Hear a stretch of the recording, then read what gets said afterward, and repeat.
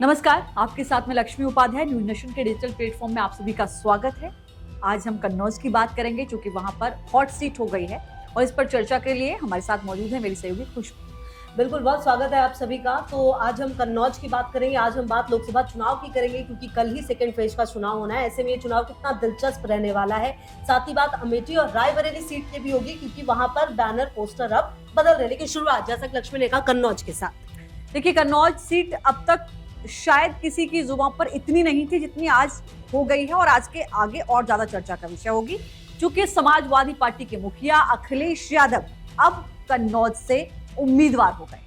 बिल्कुल, देखिए, सुब्रत पाठक जो हैं अब उनके साथ होंगे, मतलब लड़ेंगे साथ में, ओपोजिट में। और सुब्रत पाठक का ये कहना है कि अब ये जो चुनाव है वो हिंदुस्तान वर्सेस पाकिस्तान का हो गया। तो अब इसी से अंदाजा आप लगा लीजिए कि ये जो कन्नौज की सीट होगी वो कितनी ज्यादा महत्वपूर्ण हो जाएगी। 12 बजे का वक्त होगा लगभग, जब नामांकन के लिए पहुंचेंगे, और इस पूरे अवसर को एक, आप समझिए, रैली पूरी की जाएगी, और इसे बहुत भारी भरकम कुल मिलाकर बनाने की तैयारी है। तो इत्र नगरी अपने आप में बेहद महत्वपूर्ण हो जाती है। खासकर जब हम कन्नौज की बात करते हैं तो इस सीट का आप इतिहास समझिए।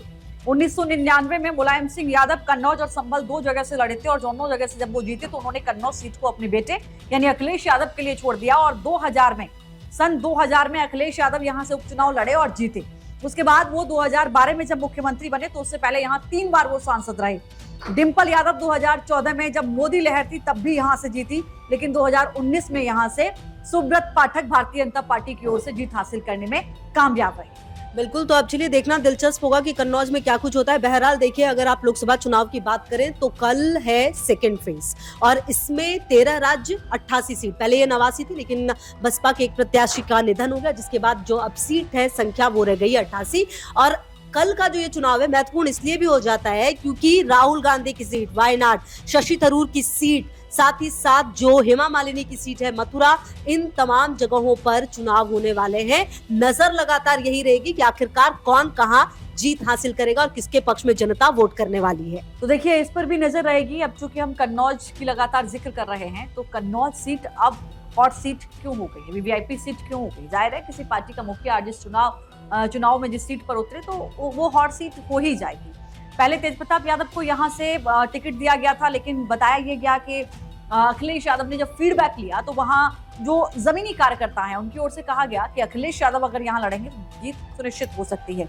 लेकिन यहाँ ये समझना होगा, 2019 में आप देखिए, 2014 में डिंपल यादव जीती, लेकिन 19 में यहाँ सपा बसपा आरएलडी का गठबंधन था। बावजूद इसके बीजेपी यहाँ जीती, सुब्रत पाठक ने यहाँ जीत हासिल की और डिंपल यादव को हरा दिया। तो सवाल ये कि इस बार ऐसा क्या समीकरण बनता हुआ अखिलेश यादव को नजर आया जो वो खुद यहाँ से मैदान में उतर गए? बिल्कुल, तो लगातार बात कन्नौज की भी और बात अमेठी और रायबरेली की भी। देखिए, अमेठी और रायबरेली एक बार फिर से चर्चा में। हालांकि देखिए, अमेठी और रायबरेली ये 2 सीट रही हैं जो अक्सर चर्चा में रहती है। रायबरेली वो सीट जो एकमात्र सीट जिस पर की कांग्रेस की विजयी हुई थी 2019 की अगर आप बात करें। और इस बार चर्चा का विषय फिर से इसलिए क्योंकि कहा जा रहा है कि अमेठी से राहुल गांधी नामांकन भर सकते हैं, और साथ ही साथ रायबरेली से प्रियंका गांधी पर दांव लगा सकती है कांग्रेस। सर्वे किए जा रहे लगातार, पोस्टर बैनर जो है वो लग गए हैं अमेठी और रायबरेली में। तो क्या अब एक बार फिर से अमेठी का रुख करने वाले हैं? और दिलचस्प इसलिए भी हो जाता है क्योंकि एक बार राहुल गांधी ने ये कहा था कि ये अच्छा नहीं होगा कि गांधी परिवार के जो सभी सदस्य हैं 3, वो एक साथ राज्यसभा और लोकसभा मौजूद हो। तो ऐसे में अगर रायबरेली से प्रियंका गांधी, अमेठी से खुद राहुल गांधी, और राज्यसभा में क्योंकि सोनिया गांधी सांसद है, अगर ये तीनों एक साथ हो जाते हैं तो राहुल गांधी के उस बयान का क्या होगा, ये भी अपने आप में बड़ा सवाल है। तो देखिए, इलेक्शन होना है और कई सारी ऐसी हॉट सीट हैं जिन पर निगाहें रहेंगी। खासकर चूंकि आज कन्नौज का जिक्र हम इसलिए भी कर रहे हैं, आज नामांकन अखिलेश यादव का एक बड़ी तस्वीर पेश करेगा। रामगोपाल यादव की तरफ से जब इस बात का बयान आया कि कोई इफ्त नहीं है, वो नामांकन भरेंगे, तो सारे जो समीकरण थे, जो कयास थे, जो संभावनाएं थी, उन सभी पर ब्रेक लग गया।